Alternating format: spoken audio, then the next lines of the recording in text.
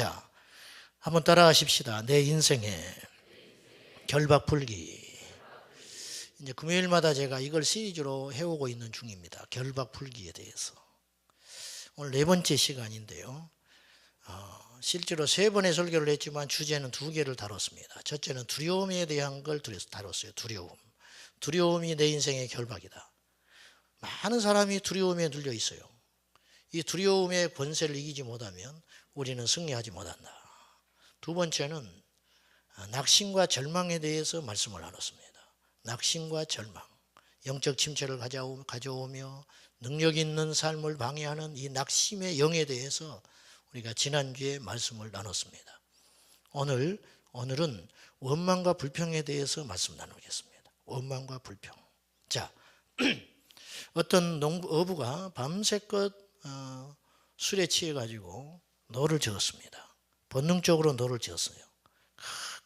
가고자 하는 곳으로 노를 밤새껏 저었는데 동토오르는 새벽에 술이 깨서 보니까 배가 하나도 움직이지 않았어요. 이유가 뭘까요? 밧줄이 항구에 묶여 있었습니다. 이 헛된 노력입니다. 이 결박이거든요. 결박. 왜 똑같이 예수를 믿는데 하나님이 우리를 창조하실 때는 우리를 강하게 만드셨는데, 아멘. 주님께서는 당신의 제자들에게 권능을 주셨는데, 주님께서는 당신의 제자들에게 너희가 나를 믿으면 나의 하는 일을 할 것이고 나보다 더 큰 일도 하리라, 그렇게 말씀하셨는데 어째서 우리는 무기력한가? 그 이유가 있을 거 아니냐. 이유가 어째서 우리는 구원받는 수준에 멈춰 있는가? 물론 구원받는 건 일생일대의 가장 중요한 문제입니다. 이 밤에 오신 분 중에 구원받지 못한 사람은 이 밤에 구원받으셔야 됩니다. 여러분, 구원받지 못하고 우리가 세상의 천하라도 뭐하겠어요? 교회만 왔다 갔다, 시계추만 왔다 갔다 하는 교인 되지 말고 구원받아 하나님의 자녀가 돼야 되는 것입니다. 이것이 우리 일생의 숙제예요. 아쉽게도 현대 크리스찬들 중에 구원받지 못한 사람이 수두룩합니다. 수두룩해. 제가 신학을 할 때 집회를 곧잘 다녔는데 저기 서울 북쪽에 있는 기자촌 교회라고 있어요. 거기 학생부 집회를 해달라고 그래서 제가 간 적이 있었습니다. 가가지고 이제 3일간 집회를 했는데 이제 구원에 대해서, 성령 충만에 대해서, 이런 어떤 영적 세계에 대해서 설교를 했는데 마지막 이제 저녁이 됐어요.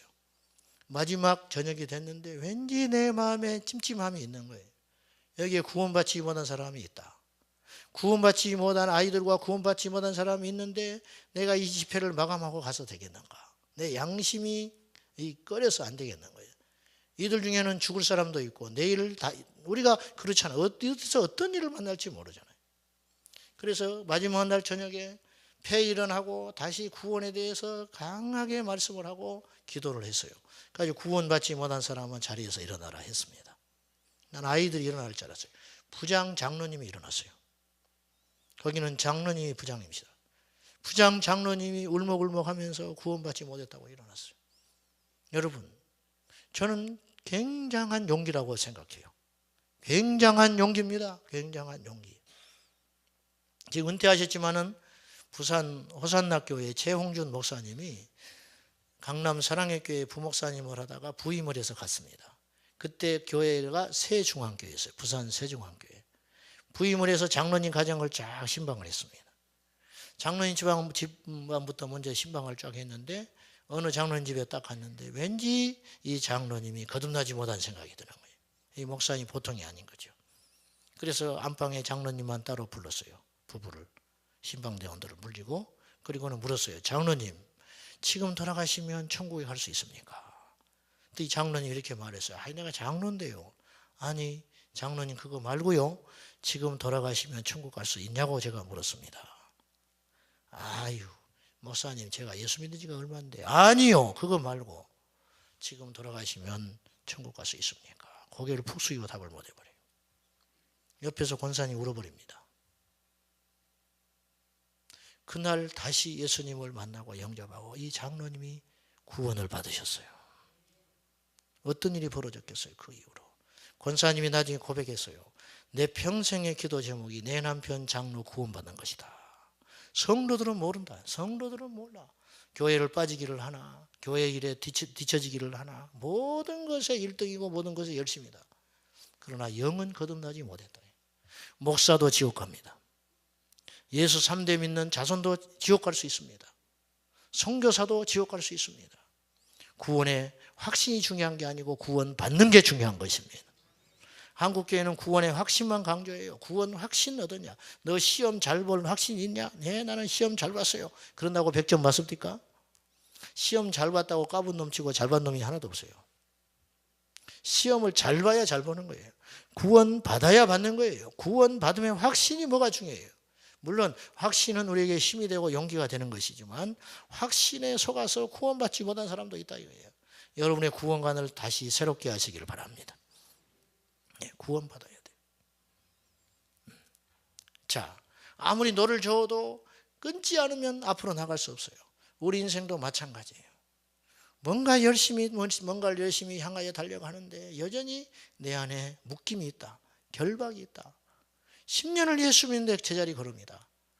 맨날 며칠을 기도하는데 제자리는 걸음이다. 어째서 이런 일이 벌어지는가? 뭔가 결박이 있다. 이것을 끊어내버려야 된다는 거예요. 이것을. 믿음은 열정과 열심이 중요합니다. 그러나 열정과 열심보다 더 중요한 것이 있는데 깨닫는 것입니다. 깨달음은 그냥 오는 선물이 아니에요. 깨달음은 연단받아 지각을 분별할 때 깨달음이 오는 거예요. 연단을 받아야 깨달음이 와요. 옳고 그름을 분별하는 능력은 연단의 결과라는 거예요. 환난은 인내를 낳고 인내는 연단을 낳고 연단은 소망을 이루느니라 그랬어요. 가난을 겪은 사람이 부유함을 얻게 됐을 때 그것이 중요한 줄 알아요. 긴긴 밤을 철야하며 주님과 씨름한 자만이 은혜가 얼마나 소중한 줄 알아요. 우리 인생에 결박이 있습니다. 이 결박은 전진하지 못하게 하고 노력하는 만큼 열매를 얻지 못하게. 시편 126편에 보면 수고한 대로 떡을 먹음이 복이로다. 수고한 대로 떡 먹는 게 무슨 복이에요? 당연한 것이지. 정말 그럴까요? 우리 땅에 수고한 대로 떡을 먹는 사람이 얼마나 있을 것 같습니까? 저는 처음에 그 말씀을 접하고 상당히 놀랐어요. 아니 수고한 대로 떡을 먹는 게 복인가? 그런데 나중에 보니까 수고한 대로 떡을 먹는 사람이 별로 없었어요. 수고는 하되 헛된 수고하는 사람이 의외로 많이 있었어요. 여기 모이신 우리 여러분, 수고한 대로 떡을 누리고 복을 누리는 것이 은혜라는 거예요. 그런데 그것이 안 된다는 거예요. 그것이. 왜? 내 인생에 결박이 있다. 결박. 이걸 끊어내야 합니다. 자, 결박을 끊어내기 위해서, 우리 인생의 결박을 끊어내기 위해서 첫째로 자기 객관화가 중요합니다. 자기 객관화. 즉 하나님의 시야로 나를 보는 거예요. 다른 사람의 시야로 나를 보는 거예요. 바울이 하나님의 시야로 자신을 봤더니 자기가 죄인 중에 괴수였어요. 이것이 중요하다는 거예요. 믿음의 사람은 끊임없이 십자가에서 자신을 비추는 사람입니다. 믿음의 사람은 끊임없이 자기 연약함을 고백하는 사람이에요. 이 사람은 끊임없이 영적 진보를 이루어요. 영적 진보가 이루어지지 않는 이유는 자기가 성장했다고 착각하기 때문이에요. 그래서 열정보다 원리가 더 중요합니다. 영적 원리, 혼적 원리가 있어요. 영적 원리가 있고 혼적 원리가 있는데 요한 3서 2절에 여러분이 잘 아는 말씀이죠. 사랑하는 자야 내 영혼이 잘된 같이 내가 범사에 잘되고 강건하기를 내가 간구하노라. 여기 이제 순복음 교회에서 이걸 트레이드 마크처럼 이 말씀을 사용하는데 여기에 감춰 있는 말씀의 메시지는 뭐냐? 영이 풀려야 혼과 육이 풀린다. 순서가 있다. 순서가 있다. 영적으로 까막눈이 있어요. 영적으로 캄캄합니다. 도덕적이고 능력이 있고 주도적이고 힘이 있지만 영의 문이 열리지 않으면 이 사람은 문제거리가 되는 거예요.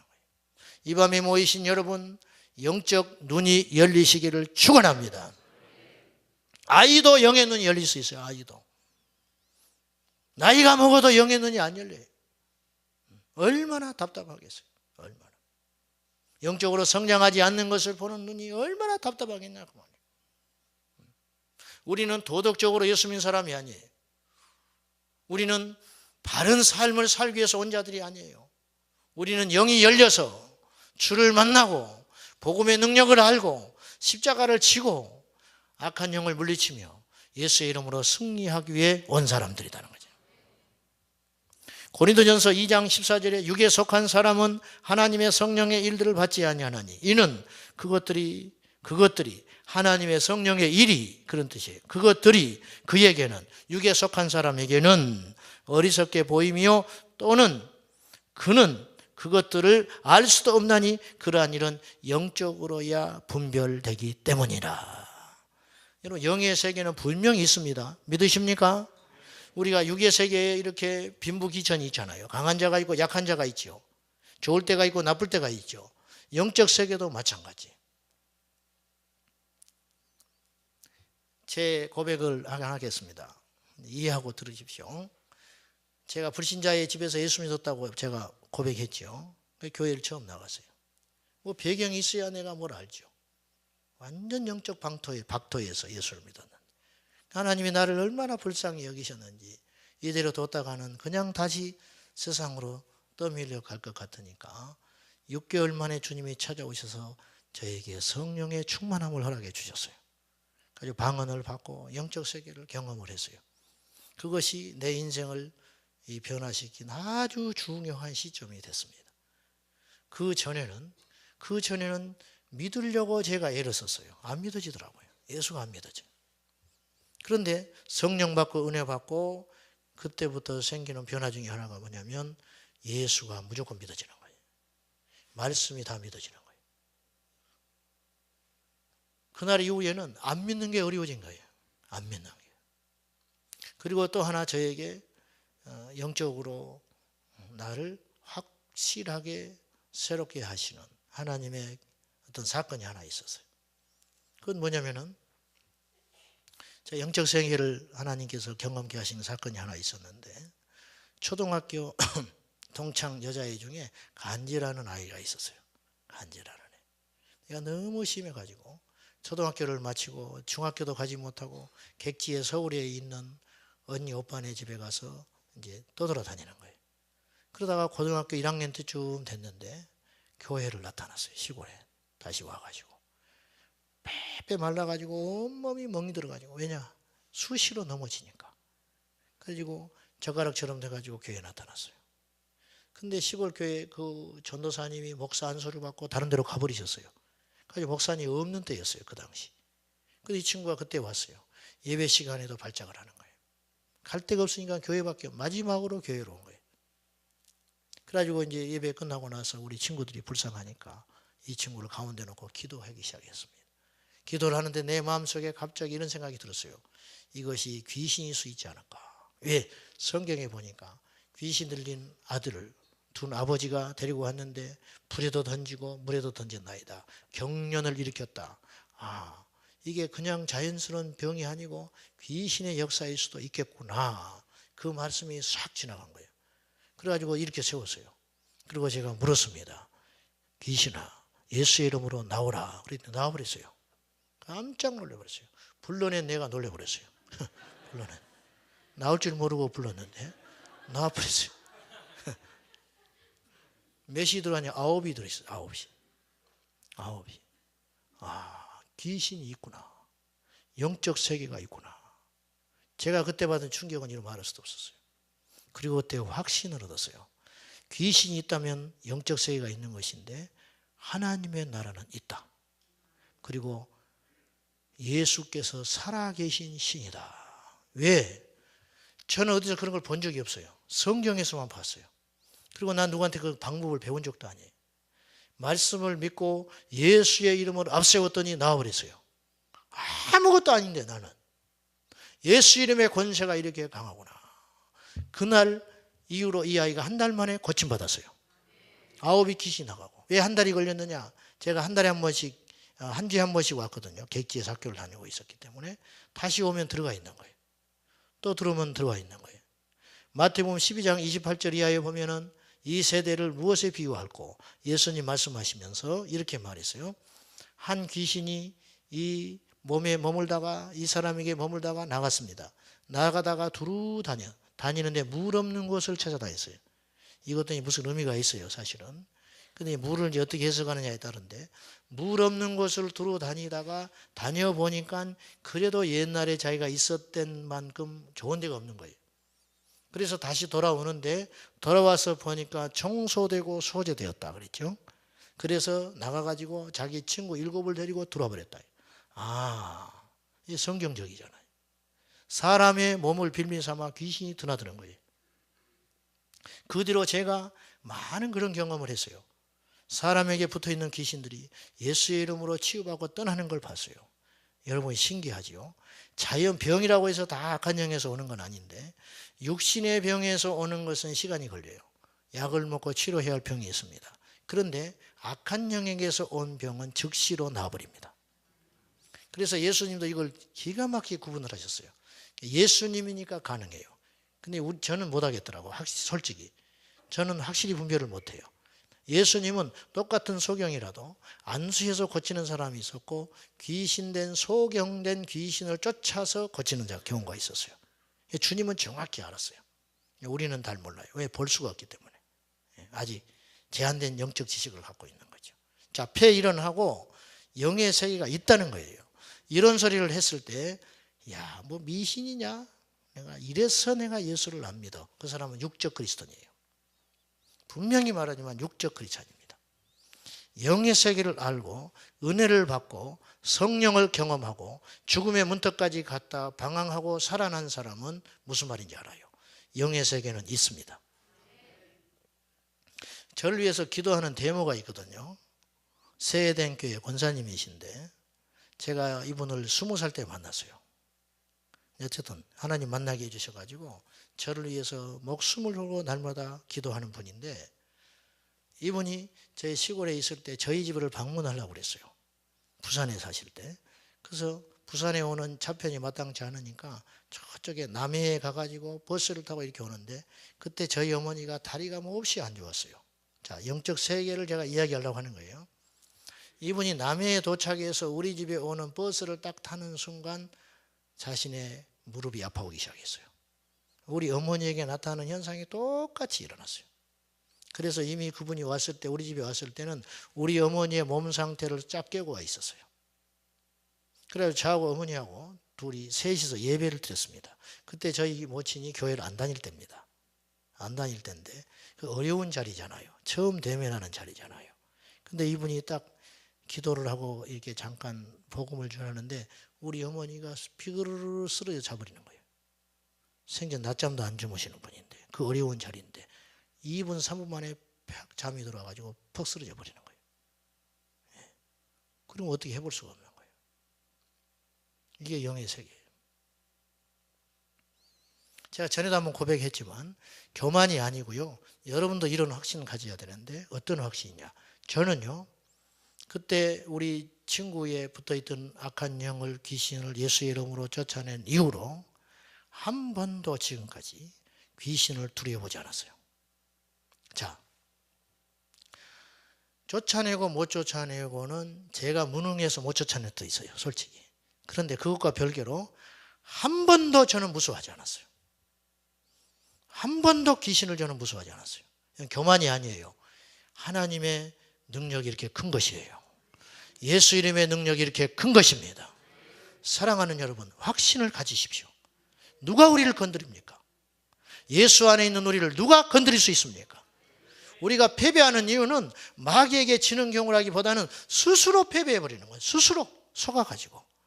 여러분, 기도 조금 못할 수 있어요. 우리가 어찌 기도하는 기계입니까? 못할 수도 있지. 성경 보는 게 쉬운 일만은 아니에요. 그러나 그것과 별개로 우리는 능력이 아니라 권세자라는 것을 기억하셔야 돼요. 예수의 십자가를 통과한 자는 권세, 영접하는 자, 곧 그 이름을 믿는 자들에게는 하나님의 자녀가 되는 권세를 주셨으니 권세와 능력은 같을 것 같지만 차이가 있어요. 능력은 있을 때가 있고 없을 때가 있어요. 마당에서 여쭙는 것은 종입니다. 안방에서 말하는 것은 자녀입니다. 아무리 종이 똑똑해도 권세가 없습니다. 아무리 종이 똑똑해도 능력입니다. 자기의 능력과 살아가는 것입니다. 그래서 상모습이 있고 작은 모습이 있는 겁니다. 자녀는 코를 흘리고 팔불출 같아도 하나님의 자녀이기 때문에 그 자녀의 권세를 감히 능력 가진 백성이 뛰어넘을 수 없는 거예요. 우리는 자녀의 권세를 가졌어요. 하나님의 자녀의 권세. 누가 우리를 멸시합니까? 가난하다고? 누가 우리를 멸시합니까? 직업이 시원찮다고? 그것 자체를 주님이 기뻐하지 않아요. 그것과 상관없이 우리는 영적인 권세자다 그 말이에요. 구원받아 하나님의 자녀가 되었고 예수의 이름이 우리 안에 있다면 우리는 능히 승리할 수 있게 되는 것입니다. 이 확신 갖게 되시기를 예수님의 이름으로 축원합니다. 영적 지각력, 영적 분별력은 거저 오는 것이 아니에요. 여러분 바울이 즉시 하나님께 쓰임받은 것 같죠. 천만에 그의 고향 땅 다소에 낙항해가지고 광야에서 아라비아 광야에서 3년을 연단받았어요. 3년 동안 직업도 없이 멸시받으면서 여기에도 저기에도 끼지도 못하고 유대에 줄이어 가지도 못해요. 배교자가 되어서. 그리고 새롭게 태동한 초대교회에 가지도 못해요. 왜? 초대교회에서는 자기를 믿어주지 않아요. 이 고난의 시간을 3년간 철저히 낮춤의 시간을 겪는 거예요. 그리고 나서 그는 깊이 영적으로 들어가는 사람이 되는 거예요. 모세는 40년의 연단을 받았어요. 연단 없이 하나님께서 쓰는 사람은 없습니다. 연단을 받아 지각의 분별함을 얻고 연단을 받아서 선악을 알게 되고 연단을 받아서 영적 세계를 알게 될 때 하나님께서 그 사람을 쓰게 되는 것이에요. 교회 안에도 영이 열리지 않아 육에 속한 그리스도인들이 많습니다. 계속 마귀에게 속는 것입니다. 자, 이제 오늘 이제 결박 풀기에 대해서 말씀을 해야 되는데 제가 이제 금요일은 조금 제가 자유롭게 설교를 합니다. 여러분이 좀 이해하시고 여러분이 승리하는 크리스찬이 되기 위해서는 영적 선순환과 악순환의 고리를 이해해야 됩니다. 무슨 말이냐면 사사시대에는 사이클이 하나 있었어요. 아시는 분은 아시겠지만 사사시대에는 영적 사이클이 하나 등장해요. 그건 뭐냐면 하나님께 이스라엘 백성들이 범죄합니다. 범죄하니 하나님께서 그들을 징벌합니다. 징벌을 하니 그들의 고난이 시작돼요. 고난이 오면 그들이 울부짖어요. 하나님 우리 살려달라고. 울부짖으면 하나님이 사사를 보내서 구원하십니다. 구원하시면 한숨 돌리고 나서 또다시 범죄합니다. 범죄하면 또 하나님께 징계하십니다. 징계하면 이들이 고통받고 회개합니다. 또 하나님이 살려줍니다. 또 범죄합니다. 계속 이 사이클이 지나가요. 이것이 악순환의 고리예요. 이 저녁에도 여러분들 중에 그런 분이 있어요. 저도 그럴 수 있어요. 이 악순환의 고리가 있어요. 인생이 힘들지요. 힘들고 고달프니까 하나님과 멀어져요. 기도를 쉬어버립니다. 예배를 식어버립니다. 하나님께 불평합니다. 하나님께 원망합니다. 하나님께 좌절합니다. 하나님께 낙심해버립니다. 혈기를 부립니다. 세상에 나가서 인간의 방법대로 살아가려고 합니다. 그건 상황은 점점점 나빠집니다. 상황이 나빠지고 고난이 오니 상황이 나빠지고 상황이 나빠지니까 하나님과 멀어집니다. 하나님과 멀어지니 또 영적 침체가 옵니다. 계속 이런 사이클 가운데 살다가 마지막에 어찌 될지 모르는 거예요. 이 고리를 끊어야 돼요. 반면에 요셉을 한번 보십시오. 요셉은 어릴 때 경솔했지요. 어릴 때 교만했습니다. 그래서 그는 형제들의 미움을 받아가지고 종으로 팔려버리고 말아요. 죽이려다가 가까스로 살아남아서 애굽의 종으로 팔려버리죠. 종으로 팔려갔지만 요셉은 낙심하지 않아요. 이때 낙심하고 절망했으면 자살을 해버렸다든지 요셉의 인생은 그대로 끝나버리고 말았을 거예요. 그러나 요셉은 종으로 팔려갔지만 낙담하지 않습니다. 낙담하지 않았다는 증거가 있어요. 낙담하지 않았기 때문에 1등 종이 되는 거예요. 여러분 자신의 신세를 한탄하고 절망했다면 절대 주인에게 인정받지 못해요. 요셉은 절망하지 않았습니다. 사랑하는 여러분, 어떤 경우에도 절망하지 말기를 예수님의 이름으로 축원합니다. 절망하지 않으면 때가 되면 거두는 날이 오는 것입니다. 울더라도 씨를 뿌려야 됩니다. 고통이 오고 시련이 온다고 봄에 씨를 뿌리지 않으면 가을에 결실할 것이 없는 거예요. 고난이 와도 눈물로 기도할 때 하나님께서 우리를 회복시켜 주시는 거예요. 반드시 그대로 됩니다. 사람이 무엇으로 심든지 그대로 거두리라. 믿음을 심으면 믿음의 열매를 맺고 낙심을 심으면 사단의 열매를 맺게 되는 것이에요. 요셉은 절망하지 않았어요. 또다시 그에게 크나큰 시련이 불어닥칩니다. 억울하게 그는 그의 주인 여인을 겁탈했다는 누명을 쓰고 감옥에 들어가요. 감옥에 들어갔지만 또 낙담하지 않습니다. 낙담하지 않았던 증거가 있어요. 옥살이 하는 중에도 그는 총무가 돼요. 그는 가는 곳마다 총무예요. 종살이에도 총무, 옥에 가도 총무, 나중에는 애굽의 총무가 되는 거예요. 낙심하지 않았기 때문에. 그리고 꿈을 해석을 잘 해가지고 그런데 나를 기억하소서. 그런데 올라가서 잊어버린 거예요. 술 맡은 관원장 잊어버렸어요. 몇 년을 2년 동안 잊어버리고 사는 거예요. 그러나 요셉은 낙담하지 않아요. 여러분, 철석같이 믿었는데, 이 사람이 나가가지고 자기를 구원해 줄 줄 알았는데, 큰 은혜를 입었는데, 나를 기억해 달라고 사정했는데 2년 동안 연락 한 번이 없다면 얼마나 낙담이 되겠습니까? 그런데 요셉은 낙심하지 않습니다. 어떻게 알 수 있느냐? 2년이 지났을 때 하나님의 역사가 일어나죠. 바로가 꿈을 꿨는데 해몽할 사람이 없는 거예요. 그래서 그때서야 술 맡은 관원장이 내가 크게 범죄하였도다. 그리고는 요셉을 불러오릅니다. 요셉이 당당하게 섭니다. 그리고 애굽의 바로 앞에서 이렇게 말을 해요. 하나님께서 함께 하시면 이 해몽을 해드릴 수 있으리라. 요셉은 계속 옥살이에서도 하나님을 구했던 거예요. 이게 바로 하나님 중심으로 변했다는 증거예요. 자, 얼마든지 낙담할 수 있어요. 얼마든지 절망할 수 있어요. 여러분 중에 낙심하고 절망한다 한들 형제에게 팔리는 사람이 있습니까? 여러분에게 아무리 큰 시련과 절망과 낙심이 지금 온다 한들 여러분이 종살이하는 사람이 있습니까? 억울하게 옥살이에 가서 소망도 모른 채 그것도 보통 옥이 아니고 반란군이 들어가 있는 왕의 옥에 들어가 있다는 것이 이게 있을 수 있는 일이냐 말이에요. 그런 사람 없잖아요. 여러분, 우리가 절대 낙심하지 말고 절망하지 말고 이 고리를 끊어버리고 요셉은 절망할 수 있을 때 절망하지 않았어요. 주님을 구했습니다.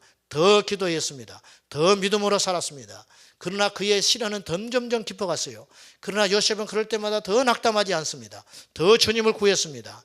더 시련은 깊어집니다. 그러나 요셉은 더 주님을 구해요. 그리고 때가 되매 하나님께서 요셉을 살려주셨어요. 그를 쓰시기 시작하는 거예요. 회복시켜 주시는 거예요. 이것이 하나님의 역사라고 말이에요. 우리 청년들이 이 밤에 많이들 오셨는데 예수 안에서 야망을 품지 말고 예수 안에서 소망 품게 되기를 축원합니다. 주님 안에서 가난할 수 있지요. 내가 학벌이 부족할 수 있어요. 자랑할 게 없을 수도 있어요. 그러나 우리의 힘은 예수요. 우리의 재산은 예수요. 할렐루야. 절대로 세상의 그 기준으로 믿음을 판단해서 안 되고 교회에서 비교하면 안 돼요. 하나님이 쓰는 사람은 기도하는 사람이고 하나님이 쓰는 사람은 믿음의 사람이요. 하나님이 쓰는 사람은 겸손한 사람이요. 하나님이 쓰는 사람은 순전한 사람이에요. 그것만 갖고 있으면 반드시 우리 인생에 때가 오게 되는 것입니다. 낙심과 절망이 소극적 의미로 두려움의 열매라면 불평과 원망은 적극적 의미의 두려움의 열매예요. 낙심과 절망은 속으로 들어가는 것이죠. 원망과 불평은 쏟아내는 것이에요. 똑같아요, 열매가.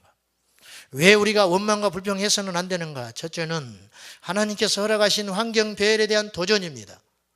성경에서 우리에게 한 번도 원망하고 낙심하지 말라 그래요.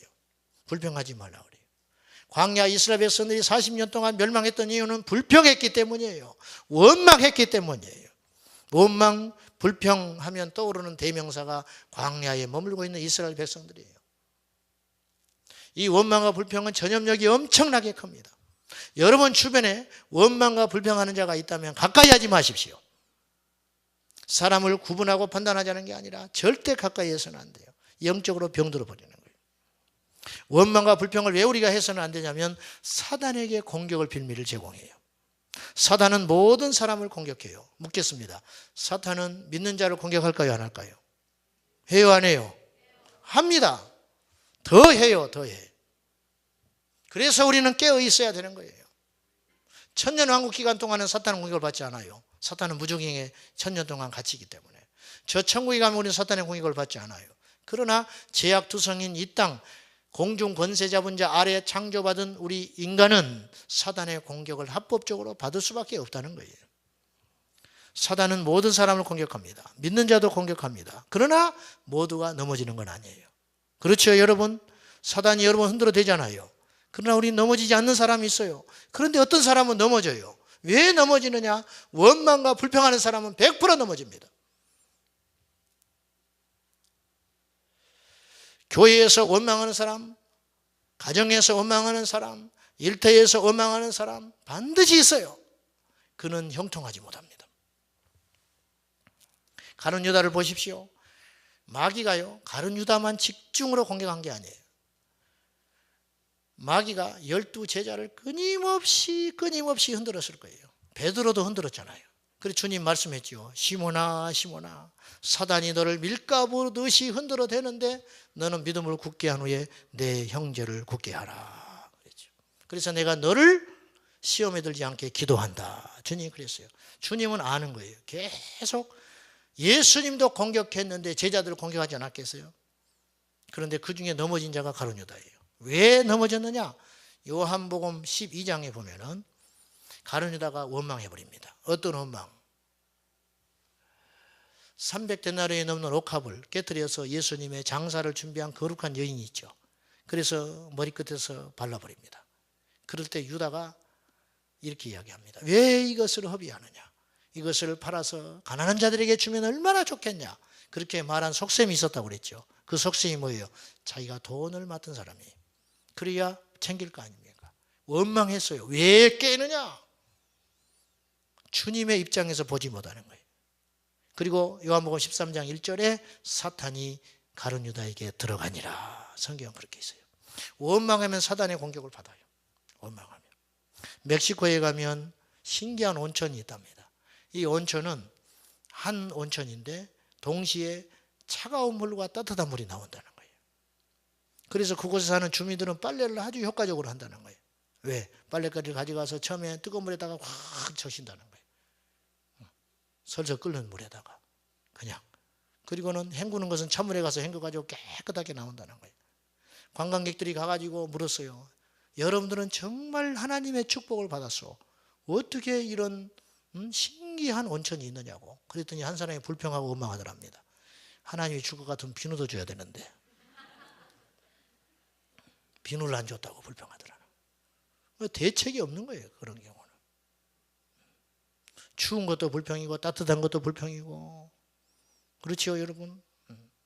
이 시간 이후로 우리 교회에서 원망의 영이 떠나가기를 축원합니다. 불평의 영이 떠나가야 됩니다. 여러분 가정에서 원망과 불평이 떠나가야 됩니다. 저는 잘 살자고 하는 의미가 아니에요. 영적으로 승리하자는 거예요. 여러분 하나밖에 없는 인생이잖아요. 하나님이 우리를 위해서 십자가에 당신의 아들을 죽인 만큼 가치가 있잖아요. 그런데 이 인생을 우리가 허비하고 원망하고 물어뜯고 질투하고 시기하고 두려워하고 낙심하고 절망하여 살기에는 너무 아까운 세월 아닙니까? 힘내서 주의 일을 해도 아까운 세상인데 우리가 힘내어서 아버지 앞에 사명 감당하는 저와 여러분이 되어야 할 것입니다. 원망과 불평이 올 때 우리는 원망과 불평을 기도로 바꾸는 거룩한 습관의 역사가 일어나야 돼요. 영적 분별을 잘해서 원망과 불평의 길을 닫으시기를 바랍니다. 자꾸 원망을 들어주니까 원망을 하는 거예요. 원망과 불평을 할 때 절대 함께 하지 마세요. 원망과 불평하다가 지기 스스로 지쳐버리게 놔둬버리세요. 동조를 하니까 와서 자꾸 이야기하는 거예요. 여러분 이런 사람 조심해야 돼요. 너한테만 이야기하는 거야. 그 사람은 다 이야기하고 다녀요. 또 이런 거 있죠. 너만 알고 있어. 어떤 경우는 이런 일이 있어요. 저한테 와가지고 이거 목사님만 알고 계십시오. 그리고 이제 딱 이야기해요. 어떤 사람이 나한테 만나가지고 그 이야기를 하는 거예요. 목사님 혹시 아십니까? 그럼 나는 뭐라고 말을 해야 돼요? 모른다고 해야 되는 거예요. 그럼 뭐라고 하는지 알아요? 이상하네. 그 사람이 말했다고 하던데. 사람 하나 바보 되는 건 우스운 일이에요. 한순간에 바보 되버려요. 여러분 우리 주변에 누가 있는지를 잘 보십시오. 우리 주변에 남의 말하는 사람은 내가 남의 말을 하기 때문에 붙어 있는 거예요. 우리 주변에 원망과 불평이 있는 사람이 있는 건 내가 그 뭔가를 제공하고 있는 것입니다. 그걸 봉쇄해 버리십시오. 닫아 버리십시오. 가정에서 일터에서 교회에서 원망과 불평의 결박을 끊어버리고 감사하며 승리하며 능력 있게 할렐루야 우리 모두 승리하시기를 예수님의 이름으로 축원합니다.